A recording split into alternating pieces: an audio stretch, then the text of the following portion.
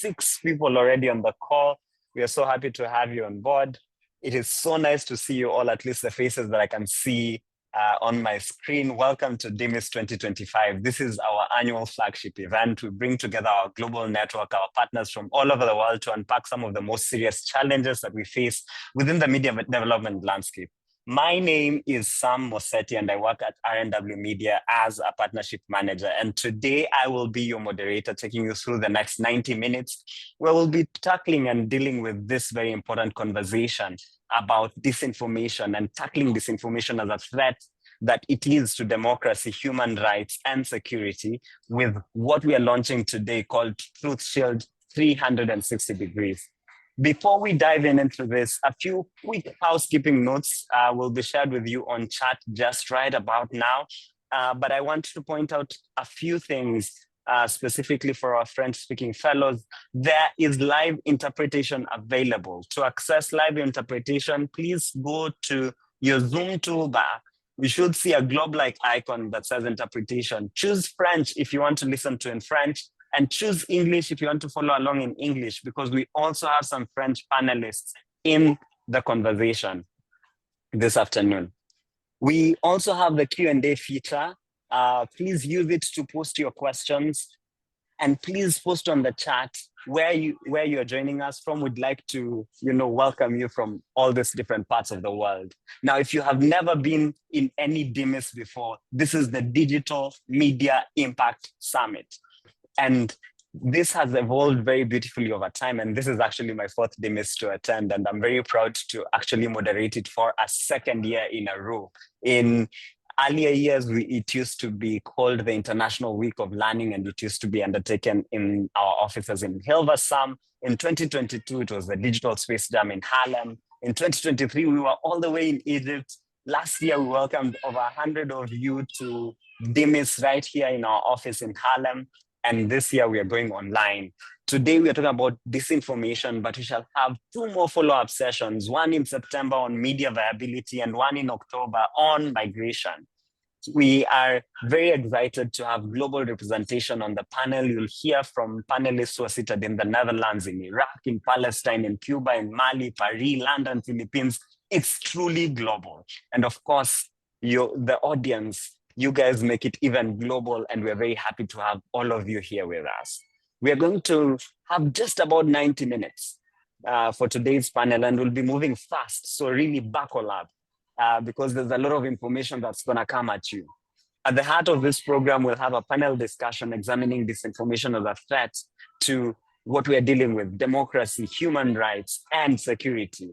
And we have panelists who will look at this from various lenses, from technology, from government, from civil society, and so on and so forth.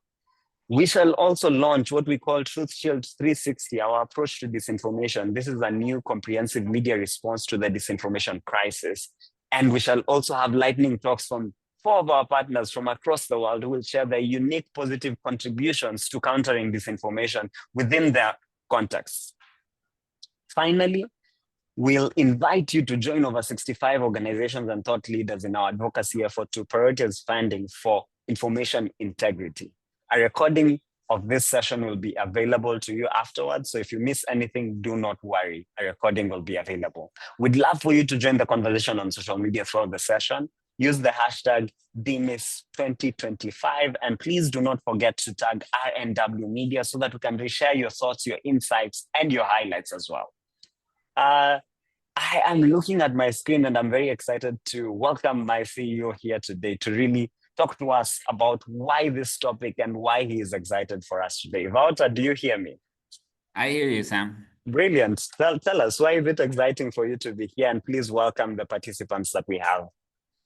Yes, thank you very much, Sam. Yeah, good morning and also good afternoon, good evening to everybody joining from all over the world. On behalf of RNW Media, it's my pleasure to welcome you to today's session.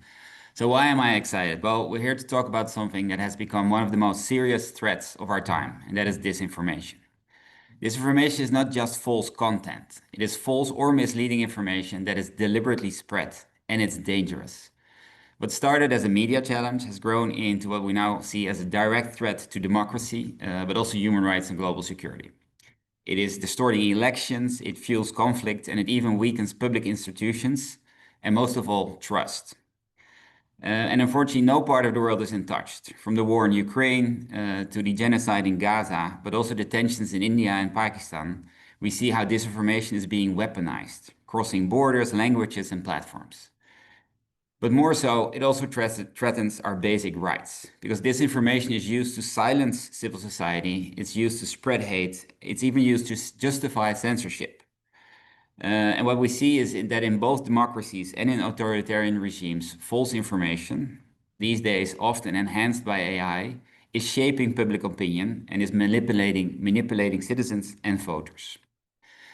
And although as a global community we recognize the problem, and institutions like the UN and the EU and NATO all have named disinformation a major threat, it is still very much, our approach to it is still very much fragmented and even underfunded. And more so, Global South perspectives are still often excluded from conversations about disinformation, even those that impact, even though the impacts are most severe in the Global South. What we need now, therefore, is a coordinated and long-term strategy, one that brings together governments, civil society, tech platforms, and of course, independent public interest media. A strategy that includes strong policies and regulations. But that by itself is not enough, because we also need investments in public interest media as such, in public literacy, and in digital resilience. Why is RNW Media hosting this session? Well, we're acting now, because we believe that we need a strong long-term strategy that can protect citizens and support reliable information. In our work, we focus on 6 areas that are part of our 360 degrees approach that Sam just spoke about. It is about understanding the problem. We need to know how disinformation works, and we need to know who it is affecting. It is about sharing the truth. We need to support independent public interest media makers to ensure that they become trusted media partners. It is about building resilience. It is helping audiences, young and old, and communities to spot and resist false information. But it's also about correcting the lies. It is about exposing disinformation through fact-checking and through investigations. And then one of the things that we've been focusing on a lot in the last 15 years is about telling better stories. It is creating truthful, powerful stories that people can connect to and bring them to the same spaces where people are now being targeted by disinformation. And finally, it is of course about changing the system. It's about pushing for transparency and responsibility from tech platforms. So all these things we will be discussing today in our coming 90 minutes, and therefore we're honored by the presence of distinguished panelists from UNESCO, TikTok, Tech for Peace and the International Fact-Checking Network, the Movement Against Disinformation and Rappler. We're happy that their expertise and leadership are brought to this session because they are invaluable in today's global fight for information integrity. But we're also very proud that we can welcome our partners, joining us from all over the world. Our partners in our Vine network coming from Iraq, from Cuba, from Mali and Palestine, with whom we have been collaborating on our 360 approach. These partners have been and are on the front lines of disinformation, and they have to navigate the complex realities with courage and their creativity. And I'm very happy that we have them here present and that we can learn from them. So all in all, fighting disinformation is about protecting our rights, it is about protecting our democracies, and therefore it's about protecting our future. So thank you today for being part of this very important conversation. So let's begin. Thank you very, very much, Wouter, speaking to us from Haarlem, the Netherlands. And then thank you for really setting the stage for the conversations that we're going to have. We are just going to now have the panel discussion with some of the experts that Wouter has talked about. And to help set stage for this panel discussion, I was trying to look at some of the research that has been produced this year about disinformation. And the World Economic Forum releases the 2020, or rather released in January, the 2025 Global Risks Report. And for the second consecutive year, misinformation and disinformation have been listed among the top short-term global risks. And of course, this is shows how pertinent disinformation is, and especially in how they undermine trust, destabilize governance, and also enable divisions across and within nations as well. And what's more, the disinformation landscape is also consistently being complicated by technology, by AI, and many other technological risks that we see. So to help us unpack all this, we have a panel of 5 brilliant experts, and I'll introduce them very quickly, but then feel free to introduce yourself when I ask you the first question. So joining us, we have from the Netherlands, Mr. Benjamin Duerr, who is the Senior Policy Officer in the Sub-Saharan African Department at the Ministry of Foreign Affairs of the Kingdom of the Netherlands. That is such a long title, but so nice to have you here. We are also joined by Aws Al-Saadi, who is the founder of Tech for Peace. Tech for Peace is an international fact-checking platform based in the MENA region, but he also serves as an advisory board member at the International Fact-Checking Network. Thank you so much for joining us, Aws. We also have Francesca joining us from TikTok. She is part of the Election Integrity Public Policy Office dealing with Europe matters at TikTok. We are also joined with Samrita Menon, who is the Associate Program Specialist at the Media and Information Literacy Unit in UNESCO, joining us from Paris, I think. Thank you so much for joining us, Samrita. And lastly, we have Dr. Tony Lavina, who's joining us all the way from Philippines. He is the founder of Movement Against Disinformation. This is a broad-based coalition organized to prevent and stop the systemic and unregulated spread of disinformation, but he's also a board member at Rappler. Now, to begin and get right into the conversation, Ben, I would like to come to you to help us set the stage, using your expertise in Sub-Saharan Africa, especially. The Netherlands has been working a lot to support regional stability, democratic governance. But how do you see the disinformation landscape in West Africa? Right, and good afternoon, everyone. Good morning and good evening. You're absolutely right. At the Ministry of Foreign Affairs, we work on human rights, we work on stability, on security, on economic prosperity and development. But that's also the reason why we need to work on disinformation, because disinformation affects all those different aspects. It's a monster with many different hats that comes in many different colors and shapes, but therefore also requires different solutions. It's a concern to us because disinformation affects the stability of societies in West Africa. To give you an example, we had about 200,000 messages and posts on X in Ivory Coast a couple of weeks ago about an alleged coup d'etat in Ivory Coast that risked really the stability in the country, and there's the threat that there's more to come with the upcoming elections at the end of the year. We've seen also reports about disinformation that leads young people from countries like Ghana or Togo to move to Russia with the hope that they would get jobs there, but in the end up in drone factories or in other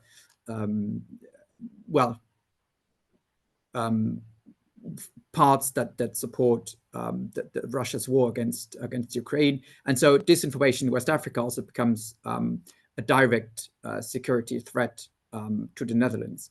And so therefore it's a concern to us, and therefore we need to work on it.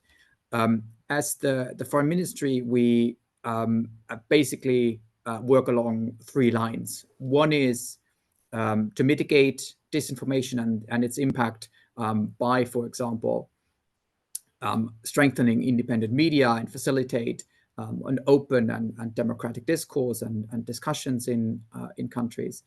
The second line is strategic communications as a means to counter harmful narratives that are targeted against the European Union or Dutch embassies or Dutch companies. And the third one is an important one, and that's international cooperation. So we work closely with our European partners, with partners in the countries, to tackle the different aspects of disinformation. Because in the end, it requires a holistic and joint approach. Brilliant. So I have mitigating disinformation through strengthening independent media and strategic conversations, but you mentioned 3. What was the third one? So the first one is what you mentioned, the support to independent media. The second line of action is strategic communications, and the third one, international cooperation. Perfect. Thank you so much for setting the stage for us and how that looks on the West African front. Also, allow me to come to you and let's talk about how that looks like in the MENA region. You've been working a lot in the MENA region, starting with, or rather starting Tech for Peace as a fact-checking platform in Iraq, but then expanding across the MENA region. How does the MENA region look like, or what are the unique disinformation challenges that exist within that region? Hi everyone. Thank you for attending and thank you for your question. And in the MENA region, there is really high political polarization, and there is a lot of like conflicts. For example, if you go, there is something happening in Syria, there is in Gaza and Israel with Iran. There is war in Sudan, and also in Yemen. So there is like a lot of like conflicts in the MENA region.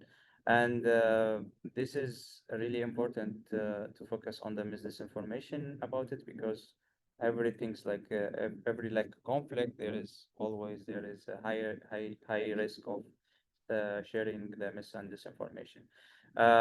And also one of the complex environment, it's the leak of the media literacy. And the fast of separate the rumors through tech companies in general, like if it's Facebook or Instagram, TikTok, and also recently with like X and Telegram, which is they are not responded mostly for the mis and disinformation, and and usually the if you just go to the tech companies, for example, with Meta, they stopped the third-party fact checker program recently from Mark Zuckerberg. This is it's effective the whole misinformation around the world. Let's make it more risk for the country environment, especially if there is an election, if there is security for women, for the gender, etc.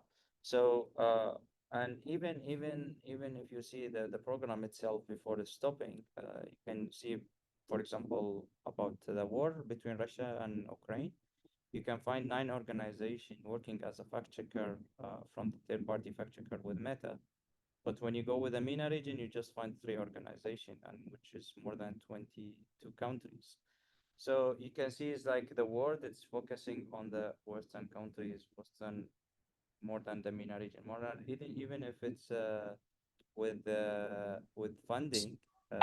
Allow me to just pause you right there and ask you to speak just a little bit louder for our audience. Okay. Yeah. Okay. Perfect. So, thank you.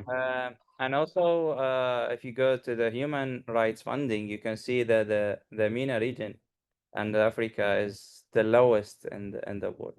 So this kind of things, it's really a big challenge with the conflicts that we have. It's just like, and it will continue. So like before a few years, and now and in the future, we are expecting it will continue. So this kind of things, and about the question about a grassroots approach, we have a local voluntarily in each country flagging content and verify it in the real time. And also we're working as a partnership with a local journalists and fact-checking for cultural content. So we have also IFCN Arabic Coalition, which is 6 organizations working in Palestine, Syria, Lebanon, Sudan, Iraq, and also Egypt. And also we have a mobile application which is in 3 languages, Arabic, English, and Kurdish. So it's more than 100,000 downloads that users can do fact checking by themselves. because it's connected to the 5-engine search. If you want to check by videos, pictures, and also text, and also you can, if you want to send a fact, any post or any kind of a claim, that we can review it and go back to you through the mobile application. Perfect. Thank you very much, Aws. Let me pause you right there and let's talk to Dr. Tony.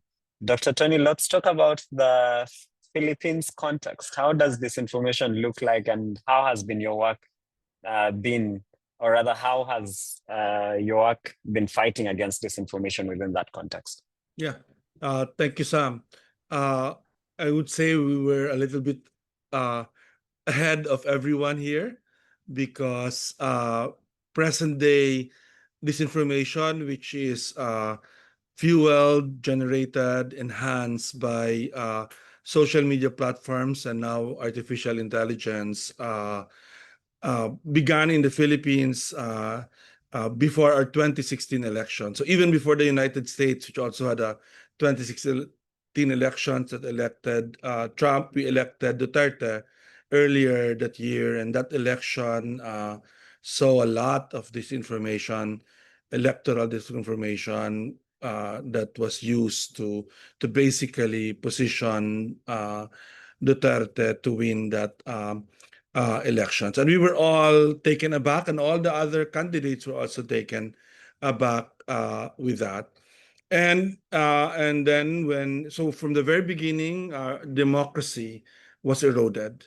And because also of the kind of president that Duterte was in terms of human rights was also eroded, because when he became president, he unleashed a war against drugs, for which is now in The Hague, actually, for crimes against humanity in the International Criminal Court. But he got support of the people because of the disinformation that the people that were being killed were drug pushers, drug traffickers, the dregs of society, instead of innocent people that were just being killed, driven by disinformation about the drug situation in the Philippines. You would have thought that without Duterte, that would be better off. Not actually. Again, in 2022, the election, this time historical disinformation was used to, in this case, the legacy of President Marcos, the father of our current president, who was a dictator in the Philippines. There was a lot of disinformation before the elections to change that legacy to something that's positive. So we're still fighting that. We had to we founded the movement against information before the 2020 elections to address this using various strategies, litigation. We also used litigation. We used fact-finding, of course, education at different levels, from historical education about our history to education on media literacy, a whole range, because you have to do that, and we continue to do that. We've actually been quite successful in some of those strategies that we directed at social media platforms and at the disseminators of this information themselves. Perfect. Thank you very much for pointing out or painting us that picture of how disinformation looks like there and some of the activities that you're already doing. And we'll get into it in just a second. But allow me to spotlight Francesca for just a moment. And especially that, first of all, Dr. Tony has told us the ultimate price of disinformation, which in some instances is death. But I liked most that he spoke about how disinformation actually works during election. And I know that this is your specialty, Francesca. So talk to us about, disinformation and elections and how you're seeing that, especially in TikTok. Yeah, and thank you very much for the invitation. Really glad to be joining such incredible speakers today and discuss how TikTok responds to the challenges posed by mis and disinformation. I would say, just to give a little bit of like introduction in terms of the trends and that we saw when it comes to mis and disinformation. I would say that over the past few years, the tactics used by malicious actors to disrupt elections, but also political movements, have become more sophisticated, but also more coordinated and really harder to detect. So in early days, we were often dealing with one-off pieces of misleading content, sometimes clumsy, but often really easy to debunk. But that's no longer the case, and I'm glad that fellow panelists like flagged that, because today we are very much confronting organized effort that really span multiple platforms and languages and rely on false identities and use sometimes also AI-generated content to create realistic but entirely fabricated messages, faces, and also narratives. And these networks build credibility over time and are really designed to evade detection and also manipulate conversation, and in the case of election, trying to mislead voters. For example, on our side on TikTok, we have seen attempts to seed false narratives about election procedures, or also use deepfake videos to impersonate candidates, which we know if left unchecked can really spread rapidly and undermine the confidence in the process. So in terms of like what TikTok and platforms in general, like TikTok specifically is doing, so this very much requires platforms to really move from more a reactive to a proactive approach. So content moderation and fact-checking remain vital pillars of our response, but they are no longer enough on their own, because the speed, the scale, but also the complexity of today's influence operation demand a more systemic approach. And on our side, we are investing in detection system that can identify patterns of coordinated inauthentic behavior before it gains traction on our platform. So we also have internal threats intel team that work alongside trusted civil society partners, but also fact checkers and policy experts to try to surface new risk and emerging narratives earlier. For instance, and I think this is very important, something that we're very proud of at TikTok, we built bespoke workflows to respond to election threats, including rapid escalation system where a civil society organization partner can flag harmful narrative, and also trying to extend and expand on collaboration with external partners. I also want to add quickly that we recognize that disinformation is not just a content problem, but it's a context problem. So that's also why on our side, we have prioritized local context through on-the-ground teams, regional election task force, and also direct engagement with experts. And we have set up different safety advisory council across the globe, which are made of independent experts that we consult on when it comes to these type of threats. So in general, and I think this was also mentioned by panelists, one of the key lessons that has emerged for us is around the importance of empowering our community. So we have created what we call election centers. They're basically our in-app feature that we have launched in over 50 countries globally. They provide real-time verified information about voting processes, including how, when, and where to vote. And these resources are available in local languages and also tailored to each country's rules and developed in partnership with trusted electoral bodies. And finally, we also launched many media literacy campaigns that really go beyond awareness, aiming to really build critical thinking among our users. And this campaign very much teach users how to question what they see, but also identifying manipulated content and understand the motives behind disinformation campaign.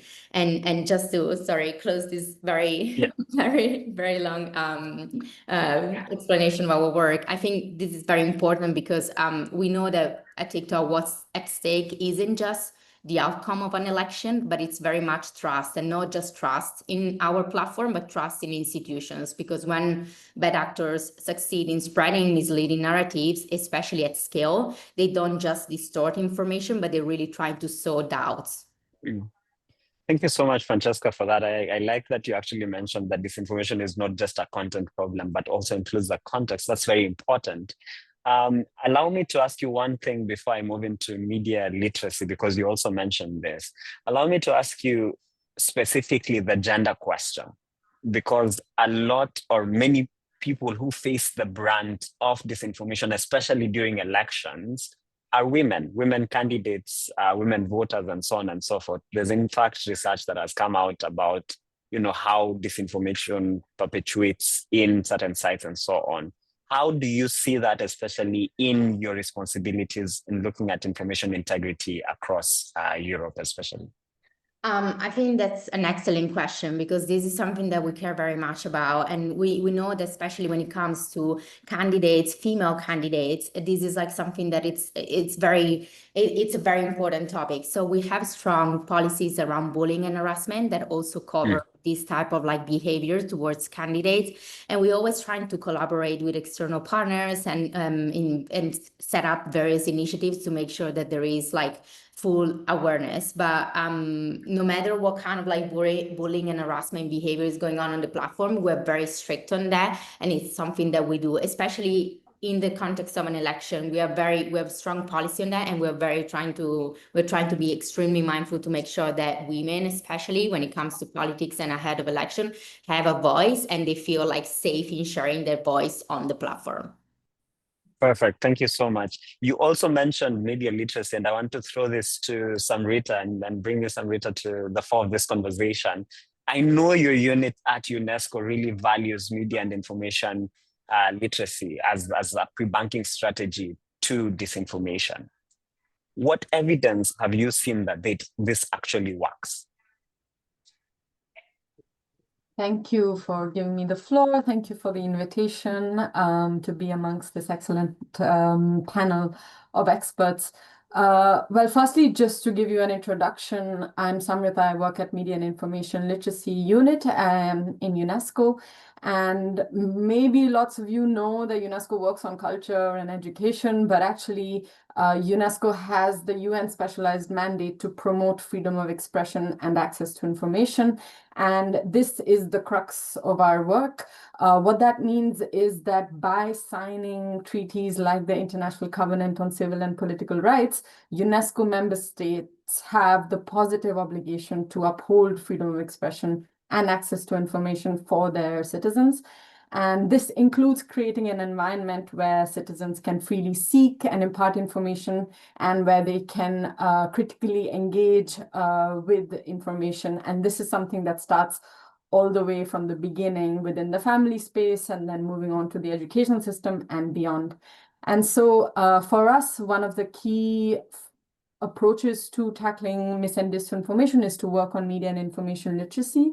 And what we do as the basis of our work and the primary strategy is to integrate media and information literacy in primary, secondary, and higher education curricula, but also lifelong learning. And one thing we can mention here is that UNESCO is supporting now 32 member states in developing policies on media and information literacy, or in integrating MIL, as we call it, within educational curricula. This is good news, and another good news that we have in the last years, especially in light of what you mentioned earlier, Sam, the World Economic Forum report identifying mis and disinformation as one of the top global risks, is in September 2024, UN member states came together and committed to integrating MIL in educational curricula by 2030. So overall, we have a very good positive statement of why MIL is extremely important, but we see on the ground that efforts are very fragmented. And I say this as the caveat because evidence is often very light touch, and there's an absence of long-term effects to fostering resilience. And so this is something we are supporting. The current approach is to work with a whole of society approach. We work with educators, we work with youth organizations, we work with the media. We will soon be working with parents and families on enhancing media and information literacy. One example I can mention here is our work in Ukraine. In Ukraine, we supported the development and the rollout of a media literacy index to work on assessing on-the-ground capacities, on digital competencies, MIL, and critical thinking capacities. And we then made recommendations that were integrated in the response of educators, of media professionals, and of civil servants. Still in Ukraine, we worked on a massive public information campaign, which had 7 simple MIL rules to be followed by the public. And this was interesting because actually this is an approach we used in electoral periods, for instance, in Ghana as well, where we used short video explainers in public spaces, tailored in different languages, featuring celebrities, featuring young people, to really capture attention and to convey basic MIL ideas like think before you share, and raising awareness on hate speech as well. And one last, Perfect. yeah, go ahead. You provided 2 very important examples, and they were very different. And my question would be, in just 1 minute, can you tell us how you get the context right when you're trying to contextualize this sort of principles to different countries? Yes, absolutely. Well, the main approach there is to work with on-the-ground actors. In Ukraine, this work was possible through civil society organizations who were able to tailor these messages to the local context and to local languages. And in Ukraine, this was not so much a consideration, but for sure, in the countries we worked with in Africa, there were several different languages. The same public information campaign had to be translated into. And it's not just a matter of translation, but to really use public figures that are recognized by local communities to share those messages. So it's really a ground-up approach. Perfect. Thank you so much, Samrita, for that. Ben, let me come back to you, and because we're talking about context, you explained why, the Netherlands is keen on disinformation in different parts of this world, but specifically in West Africa. There could be perception of, foreign interference in your strategies or in how you implement certain interventions. How do you prevent that, and how do you help contextualize your strategies to ensure that that perception of external interference is not there? Well, as many of the participants have already pointed out, a context-specific approach is necessary, and that's what we do. So we don't take a one-size-fits-all instruments, but really tailor our strategies and our interventions to the context. We work with many different partners and really address the specificities of a specific context.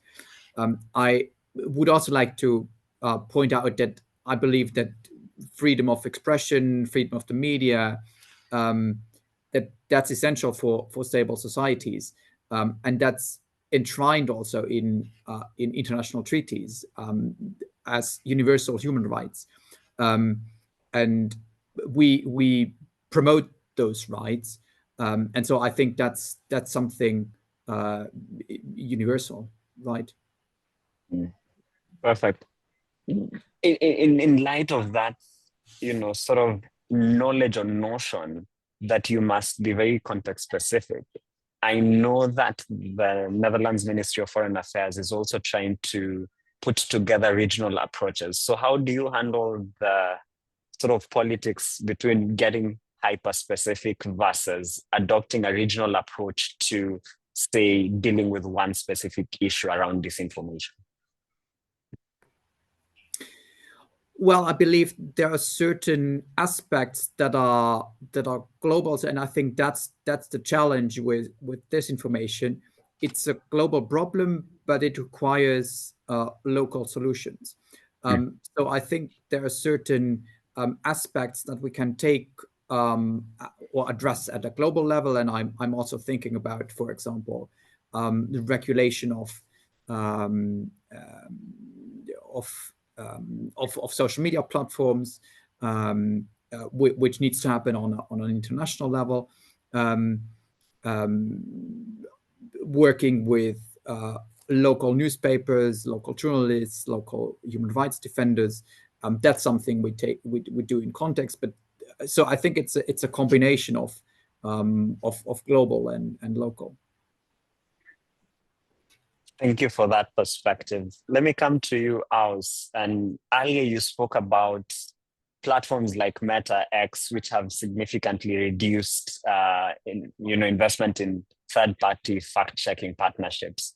From your perspective, could you speak just a little bit more about how this affects your work on the ground within the MENA region and how that sort of looks like this is about 6 months down the line? What's the change? Hi, thank you for the question. It's effective. Firstly, it's about financially for the Organization for Stability, because they will not be expanding with their network, with their program anymore. So everything is now will change. They started with US, and then they will started with other countries around the world.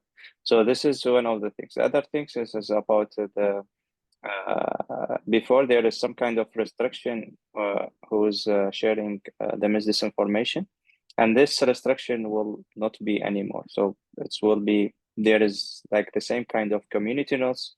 So even with the way of the community notes, they can, there is the governments, especially in our region, they can, even if you are telling the truth, they can making in community notes, they separate the mis and disinformation with using it. So it's misuse of it. And this will not be checked by signatory or by trusted fact checkers and around the world. And the other things, it's when this is started, also it will affect the other tech companies. Like for example, with Google, they are not supporting the fact checkings anymore, especially like for the last event for last month with the Global Fact 12. They didn't be a sponsorship from Google to fact checking. Also, they're afraid from Trump, and they're afraid for the future of what is going on in US, which is effective globally, not only in the MENA region. So yeah, this kind of points that I want to mention. Perfect, thank you.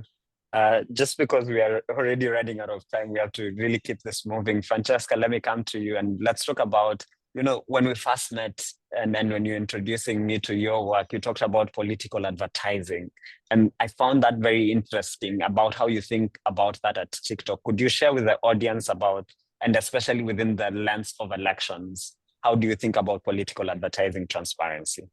Yes, absolutely. And thank you for your question. So our approach to political advertising and transparency related to that really try to cover 3 core areas. So policy enforcement, transparency tools, but also how we handle cover influence operation in relation to that. So I think it's very important to stress that on TikTok, we prohibit all political advertising. So these include paid promotions, but also fundraising appeals, or also like creator compensating endorsement.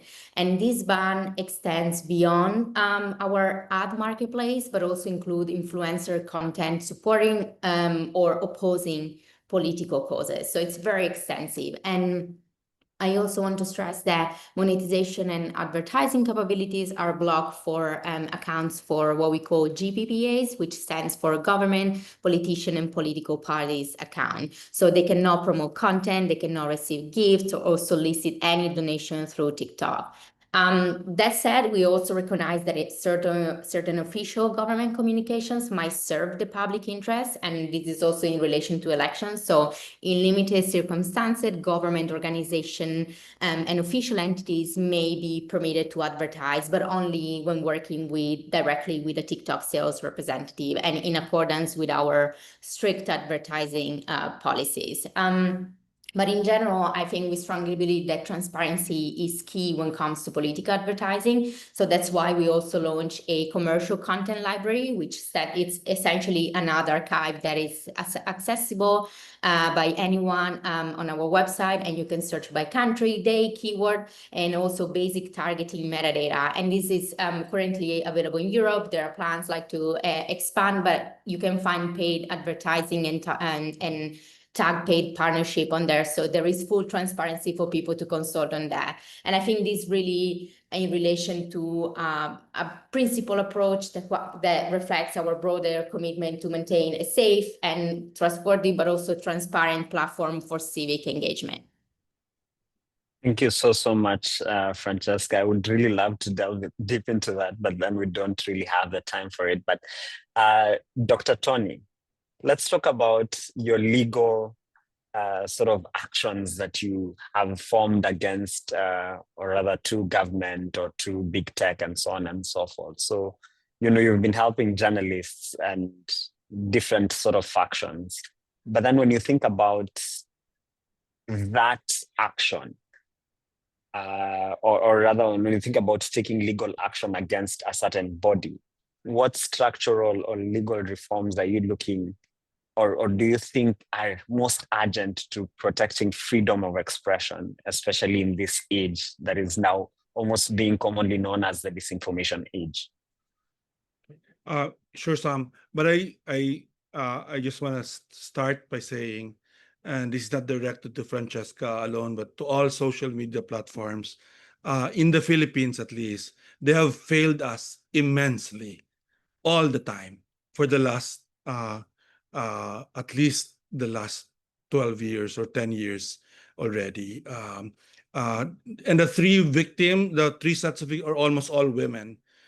Maria Ressa, founder of Rappler, was like really viciously attacked by disinformation for years, and real harm happens because after that there's prosecution, right? That happens by the government. Laila de Lima, a politician, was attacked and continues to be attacked in disinformation in all these forums, in all these platforms. Even when we try to tell the platforms, take it out, they take it out, yes, but 1 week, 2 weeks, 1 month after. So let's be very clear about that. They have failed us. And third, human rights advocates, activists, environmental activists, human rights defenders have been relentlessly attacked. So that's why we had to take a litigation approach, right? Both against the disseminators, the attackers, but also the social media platforms to get them. For example, you can't even get information from them about the attackers. You have to really squeeze them and fight them. And I'm not going to mention any particular platform in this context because of the legal aspects of this, but we had to fight them at different levels. And the access is different. The challenge is very different. For media, for example, they don't want to use libel or cyber libel, right? Because media people, and I agree with them on that, don't do that. So we have to find creative ways in civil litigation for damages, for those type of things. So there's a lot of structural reforms that we can do here, but in particular, getting the victims safe space to be able to actually fight back because they don't have safe space. The platforms do not give them that safe space. And I'm sorry I have to say that in this context, but that's what's happening in the Philippines. I don't know as much as the rest of the world, but the Philippines, I do know because we fight it every day. Thank you, Dr. Tony. And I'm just going to end this panel on that very heavy note so that we actually sit and brew with that. But I want to remind everyone that we're talking about tackling disinformation as a threat to democracy, human rights, and security. We have this brilliant panel. We have seen questions already coming on the Q&A. Panelists, you have the option to actually answer some of the questions directly on the Q&A, but then we'll have a bit of 10 minutes immediately after the lightning talks to delve deep and talk a little bit more. But for now, thank you very much, dear panelists, for engaging. As much as it was very short, it was very sweet as well. I think we brought up aspects that we all want to really delve in and to really understand from different perspectives. But at this point, I would like to shift gears, and I would like for Galia to actually help us to put up the 360 degrees information approach to disinformation rather. Because of all these things we've been talking about during the panel, we've been working closely with partners to design a comprehensive, multi-layered approach to countering disinformation in different contexts, and an approach that is proactive, locally informed, but also rooted in media development principles. And at RNW Media, we call it Truth Shield 360 degrees approach to disinformation. Galia, are we ready with the tech check? Can we please put the video? Yeah, coming.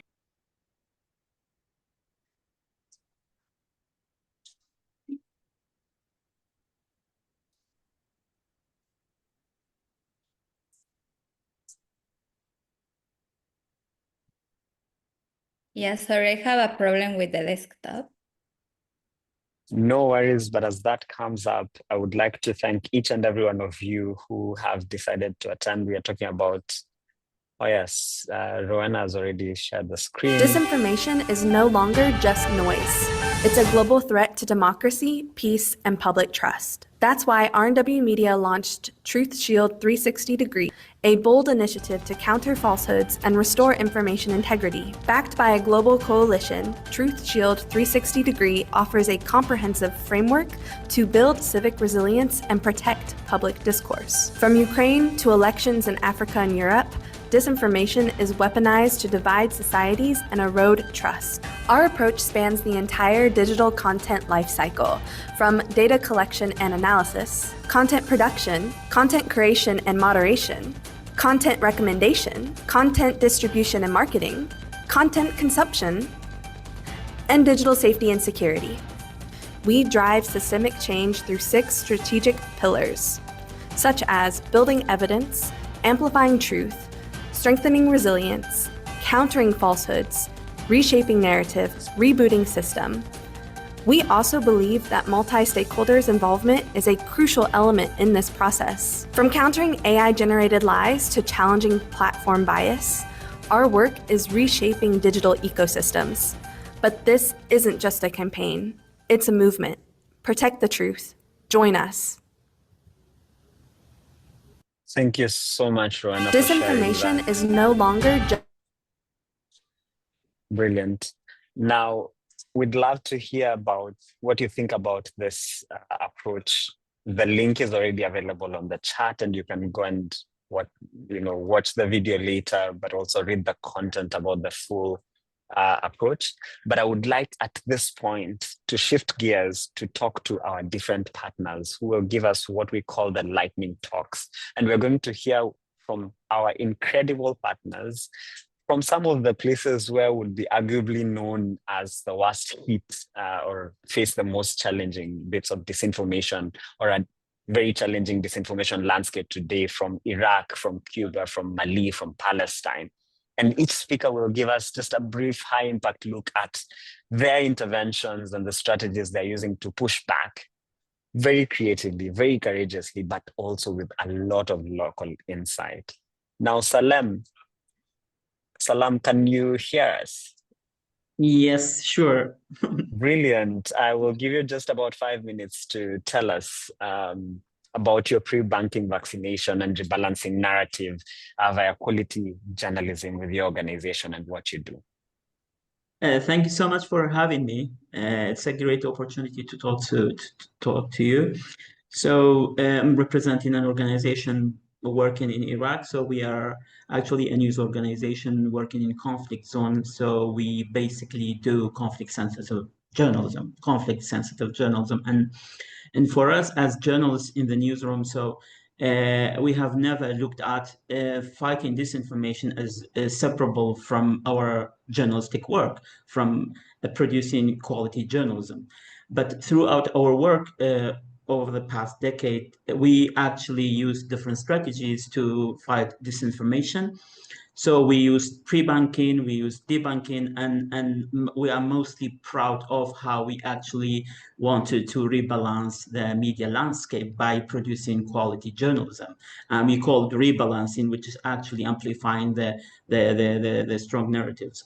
So for us, this has been like a life circle of the organization. So for us, like for instance, like pre-banking is so important for us because we live in conflict, and then the conflict goes on, and then actually debunking is also important because it's like Iraq is one of the very, very volatile environments for disinformation, misinformation, malinformation, propaganda, poor journalism. So we are fighting, so we are dealing with a lot of challenges at the same time. One of them is actually the media landscape is very, very volatile, and then most of the media and news organizations are actually controlled by politicians in the country. And then so what we see is most of what the content which is produced in Iraq actually is, whether it's misinformation, disinformation, or at the best scenario is poor journalism. And this is for us, for the independent public interest news organizations, this is a heavy work. So this is one of the priorities has been work. But as an organization, we have always focused, because we are very focused on covering conflict and also focusing on women, minorities, IDPs, and refugees. So this has been much more difficult than doing journalism in a very stable and security environment, because the groups we actually covering, they're always under pressure, like the minorities, Christians, Yazidis, and other groups. Actually, they have been facing a lot of physical violence, at the same time a lot of misinformation, disinformation online. So for us, actually having different strategies is very, very viable for us and important for us to be part of actually confronting that. So and it's going on, and then we thought, and then we found out there are very good platforms. Actually, there are very few but very good platforms. For instance, Tech for Peace is doing a lot of very good work around disinformation, but Tech for Peace is not doing rebalancing, because we actually wanted to have very good content which actually providing fact-based information around minorities, women, IDPs, and things like that. So over the past years, we have produced hundreds of good quality journalism, actually trying to feed the environment with quality journalism, which is also a very good way, also a very good strategy to show people that this is, of course, this is sometimes people, this is wrong, misinformation is wrong, disinformation is wrong, this is propaganda, but what's the good content? What's the good quality content? So this is actually gives us the concept how independent public interest journalism is called good at this stage. And then of the many challenges we are faced as local independent platforms actually to survive. And then one of the big issues is actually media viability. For us, the strategy is to work on that actually, because like for instance, and then sometimes you have one topic, we use all the three strategies at the same time. Usually around Christmas, Christians actually are faced with this, with a lot of misinformation, disinformation, that it says, for instance, it's not preferable to handshake with a Christian around Christmas. It's not preferable to go and celebrate Christmas with your Christians. So this goes on and on. So for us, it's the same content, the same piece of information, so we can use different strategies. So over the years, it has proved that for us at the local level, like having independent public interest journalism could be a very, very important force to fight disinformation. And this has been, we are very happy, like in the academia, also at the international level, also at the local level, this has been recognized. So, and this is actually the way it's part of the newsroom for us, and it's one of the daily work for an organized news organizations that works in ground, that works in conflict. Perfect. Thank you so much, Salam, and for keeping it on time. I would like to move this to José to talk about Youth Check, a very brilliant platform that we are very proud of to have started its journey at the Digital Media Impact Summit of 2024. José, over to you. Thank you so much, Sam, and thank you, RNW, for organizing this event. I'm really glad to be here and thankful for the opportunity to talk about our experience. So I'm José Nieves, and I'm representing eltoque.com, one of the Cuba's leading independent media outlets, and the one that created the country's first fact-checking unit back in 2021. And I would like to start sharing our main lesson after all these years of journalistic practice. In Cuba, the main source of disinformation is the Cuban state. Disinformation is for them a strategic tool of governance. The government and its allies systematically spread false narratives to manipulate public opinion and always place the victim. What you see about Cuban realities in the independent media like us, like for example, poverty, repression, lack of human rights, is disinformation spearheaded by their enemies. We are really well known among Cuban users due to our publication of the Cuban informal exchange rate, calculated using data from social media.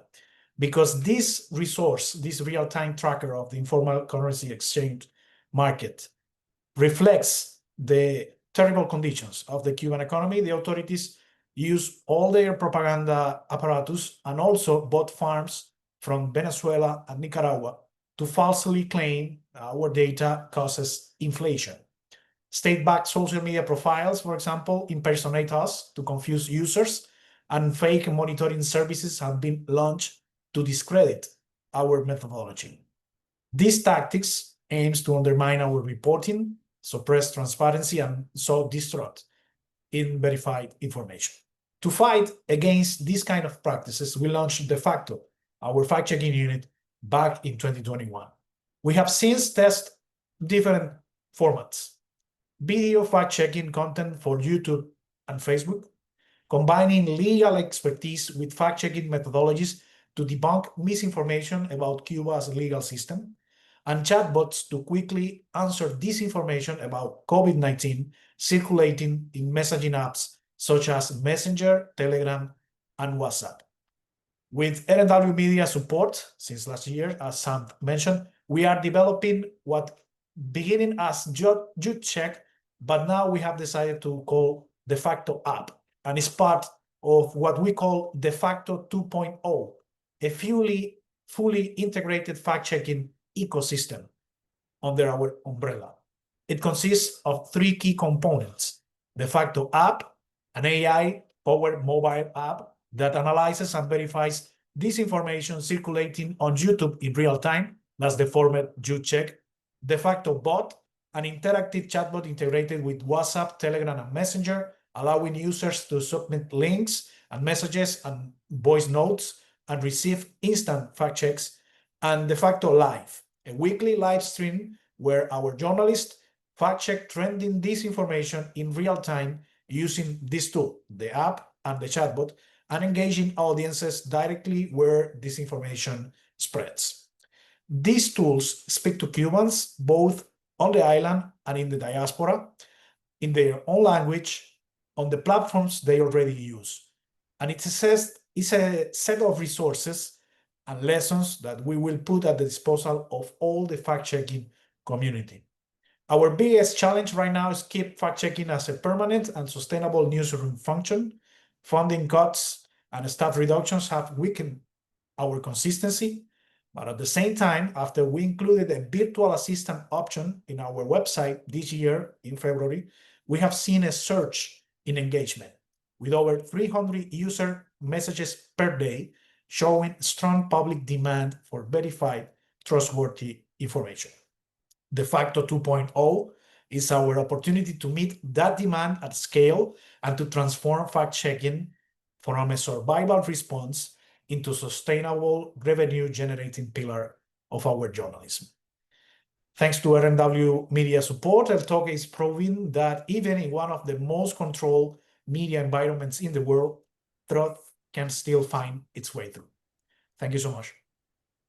Thank you so much, Jose. And now let's travel all the way from Cuba, all the way to Mali, to West Africa. Gindo, who is with us on the call, is the president of Banbere. I will ask everyone to switch their translation on the interpretation bar to English so that you may hear Gindo's presentation in English because he will present in French. Gindo will be talking to us about community youth-driven digital media literacy to counter foreign influence. Gindo, over to you.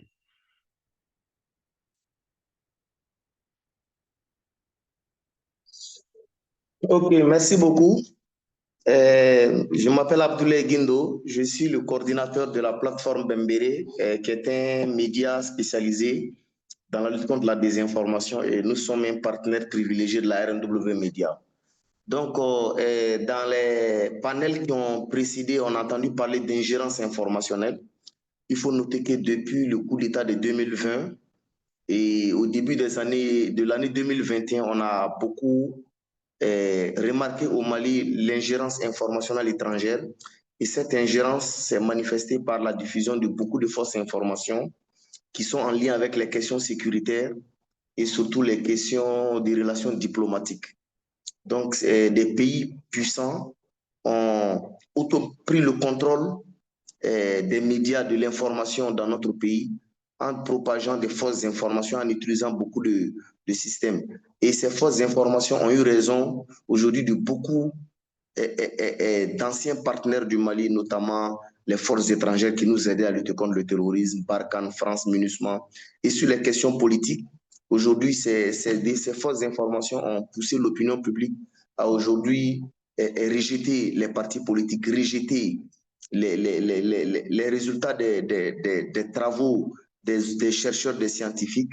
Et aujourd'hui, cette campagne qui est pilotée depuis l'étranger a plusieurs impacts sur notre démocratie et notre quotidien. Ainsi, on remarque de plus en plus l'exclusion et la réduction de l'espace démocratique qui aggrave des crises et des conflits. On assiste aussi à l'affaiblissement de la confiance des populations à certaines institutions, notamment les institutions de la société civile.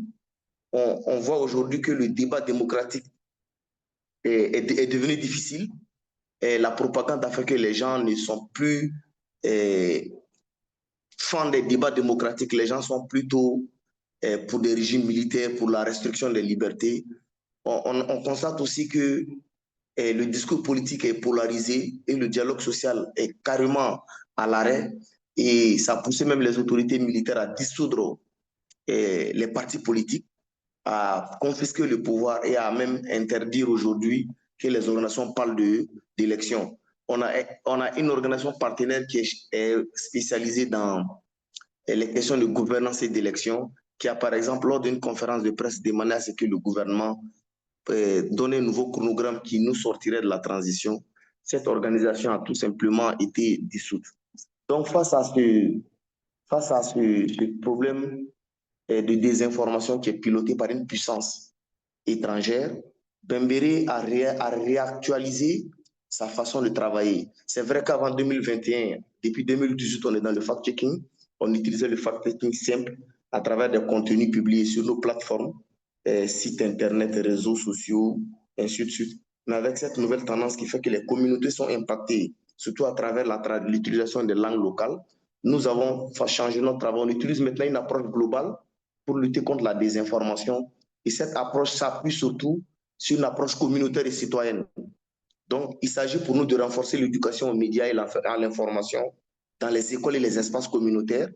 Nous soutenons aussi les initiatives de jeunes contre la désinformation.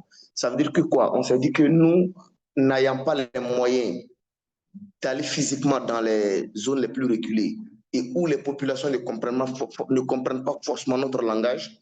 Nous faisons des appels à projets, des jeunes qui sont dans leur communauté nous proposent des idées de sensibilisation, d'éducation aux médias et de lutte contre la désinformation. Et à ces jeunes-là, nous donnons des petites subventions, des petits fonds qui leur permettent de déployer ces initiatives communautaires de lutte contre la désinformation et d'éducation aux médias et dans les langues locales.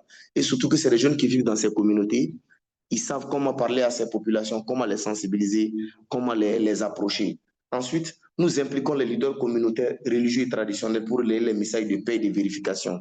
Parce qu'on a constaté que dans les mosquées, les vendredis, pendant les prêches, et lors des mariages, les leaders d'opinion, les griots, les imams, dans leurs prêches, souvent abordent les sujets politiques, de sécurité. Et on a constaté qu'ils font ils diffusent beaucoup de fausses informations face aux milliers de fidèles qui sont devant eux. Donc, on a aussi, dans le cadre d'un partenariat avec des partenaires, former des leaders d'opinion, les leaders religieux à l'éducation aux médias et à des petits outils de pouvoir vérifier la fausse information. En outre, nous collaborons aussi avec les radios qui traduisent nos fact-checks dans les langues locales, parce que vous n'êtes pas sans savoir qu'au Mali, il y a des groupes WhatsApp dans lesquels toutes les fausses informations qui circulent, que ce soit en français, en anglais, en russe, sont traduites dans les langues locales et envoyées dans les groupes WhatsApp. Et ces radios, des radios aussi relais. Donc, on fait des partenariats avec des radios dans toutes les communes qui traduisent nos fact-checks, nos outils d'éducation aux médias, qui expliquent ça aux populations. Ensuite, on utilise les groupes WhatsApp parce que, comme je l'ai dit, les groupes WhatsApp sont utilisés par des personnes qui sont à la solde de ces puissances étrangères qui font de la désinformation et qui traduisent dans les langues. Donc, nous, on essaie d'infiltrer ces mêmes groupes WhatsApp en diffusant les résultats de nos travaux, de nos recherches et de nos modules sur l'éducation aux médias aussi. Et dans ces groupes WhatsApp, on les traduit aussi dans les langues locales. Voilà, donc voici, entre autres, ce que nous faisons dans le contexte malien qui a changé aujourd'hui avec cette présence étrangère qui a un impact très, très négatif sur la circulation de l'information. Merci.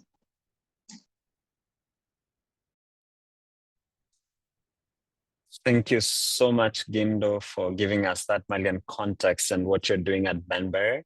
Our last lightning talk will be by Taisir of Hamle, of course, a very important partner to RNW Media, and she'll be talking about disinformation detection and escalation to the big tech. Taisir, can you hear us? And yes, I do. Please go ahead. Perfect. Thank you. Thank you very much, Sam, and thank you, RNW Media, for this great opportunity.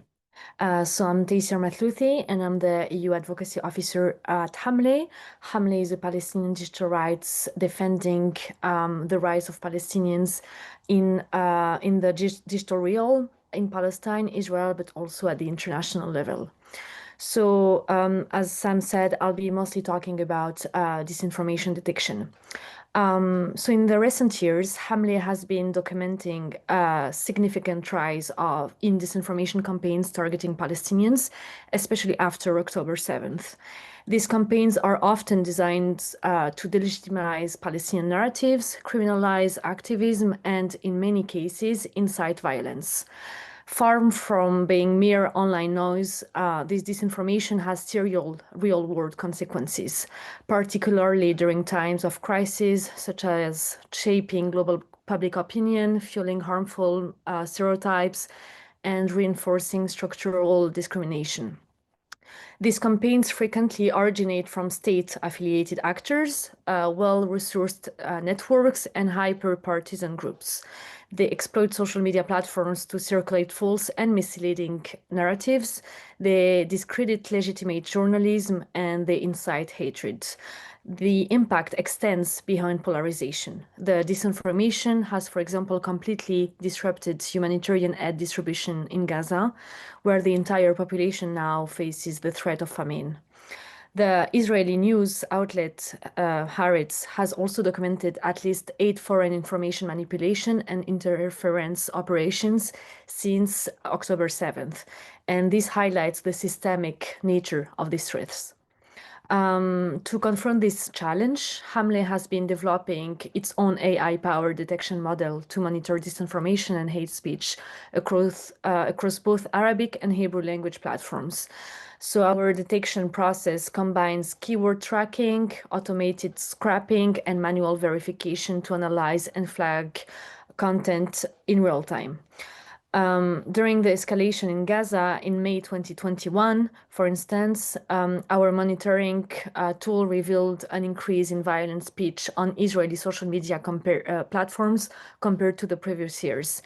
Most of this content is falsely portraying Palestinians as aggressors and terrorists. And this content circulates also conspiracy theories that serve and justify violence. But detection alone is not enough. That's why a critical component of our work involves escalating this harmful content to the platforms themselves.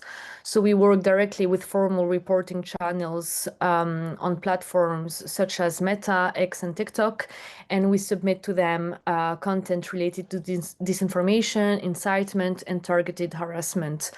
In 2023 alone, we submitted over 1,200 content takedown requests, and those requests were related to posts spreading false or dehumanizing portrayals of Palestinians. Unfortunately, platforms' responses remain inconsistent and at times clearly biased. Disinformation is often left online, while legitimate Palestinian content is removed without clear justification.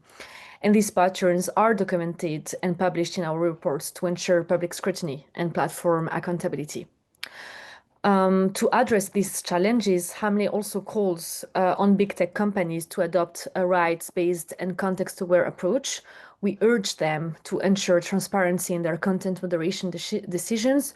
We engage meaningfully with local civil society organizations, and we ask them to invest in robust moderation of Arabic and Palestinian dialects.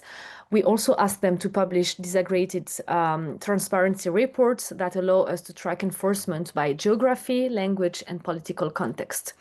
So our goal at Hamle is not only to expose the harm caused by disinformation targeting Palestinians, but also to push for systemic changes that make tech platforms more transparent, fair, and accountable. Thank you very much, and I also encourage you to explore our full reports that are publicly available on our website, where you can see all our documentation around disinformation. Thank you very much. Thank you so much, Taisir, and thank you very much to all the presenters who presented their lightning talks, giving us, an inside view to some of the most brilliant work again around fighting or combating disinformation. It is now time for Q&A, and unfortunately, we only have time for 2 questions. But I would like to thank each and every one of you who has asked a question on the Q&A function or on the chat function. I've seen there's a lot of activity going on, and in fact, a lot of sharing of resources, which is very, very nice. I would like to spotlight Samrita because you have been sharing quite a bit of answers on the Q&A section, but I would like for you to, just talk to us a little bit about the question that says, when discussing strategy to combat disinformation, how can we ensure that our efforts to curb its spread does not inadvertently infringe upon legitimate freedom of expression? And what is the primary role of media literacy in striking this crucial balance? So there's a balance here that we need to strike between ensuring that we are combating disinformation, but ensuring that we maintain legitimate freedom of expression. I would like to hear your thoughts in just a minute. Sure. This is, of course, central to our work as well. Any media literacy effort, any effort at curbing mis and disinformation has to prioritize access to information and freedom of expression. One way that we do this is we look at young people, we look at citizens, not only as passive consumers of information, but really now increasingly as producers of information. This is also why we are working with influencers and digital content creators, because they're at this interesting intersection of increasingly being news producers that are trusted by young people online, but at the same time, they're also just citizens with a phone who would like to cover current events. So this is one focus of our work. Another focus of our work is to work on digital platform regulation. And so we have created a global network, a global forum of regulators that are sharing good practice, that are raising new issues that are arising online, and sharing good practice about how they're dealing with issues like cyber violence, gender-specific violence. And this kind of convening power that UNESCO has been very helpful in tackling issues in digital spaces that we've never seen before. Thank you so much, Samrita. Ben, I will come to you with a question that almost has a very similar core of, in the government's efforts of trying to curb disinformation could be in ways including regulating social media. How do we ensure that we toe that line and ensure that freedom of expression is actually upheld in the different parts that we need it to be upheld? Yeah, well, it's a very delicate balance, and I would say we need to focus our efforts on creating an environment in which independent media can function. So not only working on laws to restrict,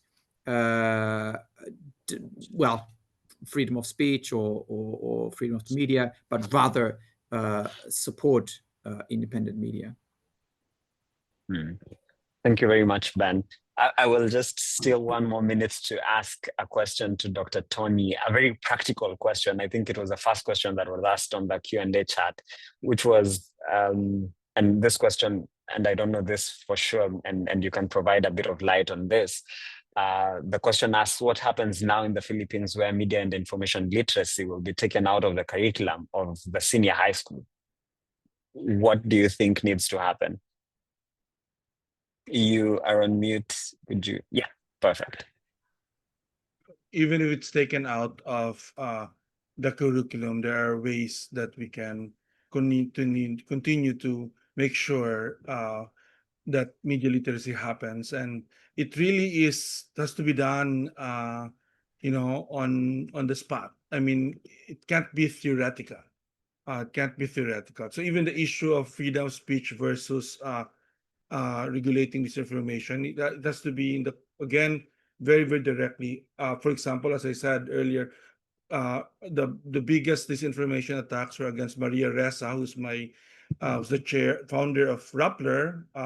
I'm actually joined the board of Rappler upon her invitation to fight that disinformation, and she's also in the board of the movement against disinformation. So we make sure that our fight against disinformation does not, in fact, erode freedom of expression. The same way with media literacy, the first value we actually emphasize to the young people is the importance of freedom of information as a way of arriving at the truth. And if you have that, then you can fight disinformation. Thank you so much, Dr. Tony. Allow me at this point to introduce my colleague Giovanna, who will bring us a very important advocacy component that we are pioneering here at RNW Media. Giovanna, over to you.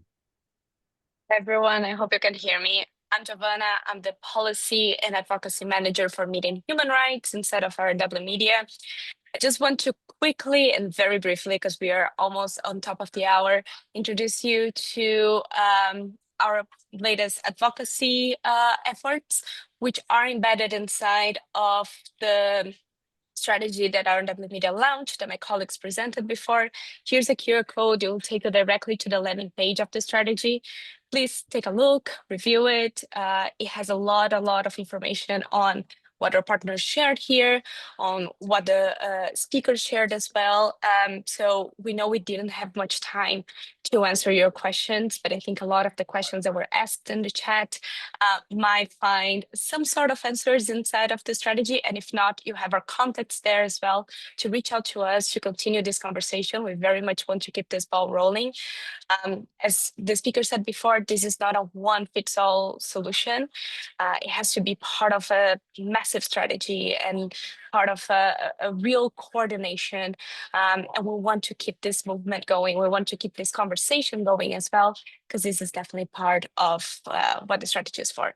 And for that, we released a joint statement, which was built and signed by over 40 organizations across the world, people who have been partners of RNW Media over the course of its 75 plus years of existence, journalists, long-term media makers, who want to also continue doing this work in a viable and accessible way. We acknowledge the fact that journalism has many challenges of continuing finance. a lot of I'm not going to go over all of the details because it's all in the report and we have short time. But what we want to do is to ensure that journalism continues to thrive and continues to prosper. And for that, it is also a question of maintaining it and its viability and ensuring money and funding for journalism. As mentioned it before, the landscape for funding has been massively altered in the past few years. And RNW Media, being a Dutch organization embedded inside of the European civil society system, recognizes the role of the EU inside of this network of funding mechanisms. So this is an acknowledgement that the information ecosystem knows no borders. And for that, it is also a responsibility of maintains from multi-stakeholders and international partners as well to sustain local journalism and keep it thriving. So this is what the joint statement is about. I really encourage you all to read it, to share it, to use it in your own advocacy strategies, to reach out to us if you would like to collaborate in any shape or form, and to possibly sign it if you would like to continue with this work, and if you'd like to endorse the work that we're doing as well. Thank you very much, Sam, for giving me the space, and thank you all so much for participating. You can just scan the QR code and you'll be taken directly to the resources I mentioned. Thank you. Thank you so much, Giovanna, for that very short and sweet introduction into our advocacy work, and especially on prioritizing funding for information integrity within the EU. Now, unfortunately, our 90 minutes are almost up. I want to thank each and every one of you for joining this session and for joining this very timely conversation. I think this conversation has served for us to really open up many other questions that we need to keep going. So keep inviting us to spaces, invite us to read your resources, invite us to understand your different contexts. We want to be part of your work when we talk about combating or fighting disinformation especially within the context of democracy, human rights, and security as well. We've covered a lot. I want to give a very big thank you to all the panelists. You've shared your expertise with so much grace and so much wit. I want to thank all the speakers of the lightning talks for sharing what you do within your context as well. Now, at this point, we'd really appreciate it if you could take a minute to just scan the QR code that is appearing on your screen and give us some feedback. The link is also available on the chat. Please go to the feedback form, give us some feedback, because DMIS is coming back again in September and in October. In September, remember, we are talking about media viability, all these funding issues, and then the different aspects of media viability. And then we'll also talk about migration. So there's a lot coming, and this feedback is crucial for us to understand how we can make this better. Now, at this point, please do not forget to keep the conversation going. Whatever insights you've taken from this webinar, post them somewhere. Post them on LinkedIn, post them on X, post them on Facebook, post them everywhere to get this message out there and to get as many people involved within our fight against disinformation. Remember, the hashtag is DMIS 2025, and remember to tag us at RNW Media so that we can amplify your voices. At this point, I would like to thank you for being a brilliant audience. Thank you for asking the questions. We will follow up with the questions that we did not manage to respond to with the follow-up resources, which will also be shared with the recording. Remember, the recording is already available on LinkedIn, but we'll follow up with conversations thereafter. Thank you very much. And until next time, keep safe, keep curious, and stay connected. Bye-bye.